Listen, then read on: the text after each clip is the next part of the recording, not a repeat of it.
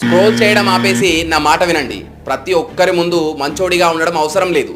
నిజంగా మీకు మీరు కొంచెమైనా వాల్యూ ఇస్తున్నా, కొంచెమైనా సెల్ఫ్ రెస్పెక్ట్ ఉన్నా జీవితంలో ఈ 3 పనులు నేర్చుకోండి.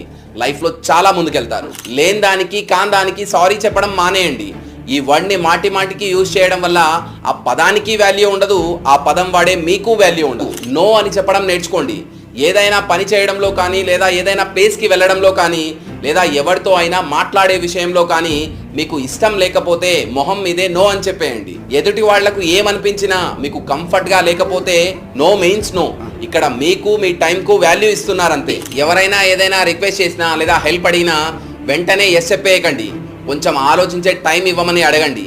బాగా ఆలోచించి అప్పుడు మీ నిర్ణయం ఏంటో చెప్పండి. ఈ లోకం 90% స్వార్థపరులతో నిండి ఉంది.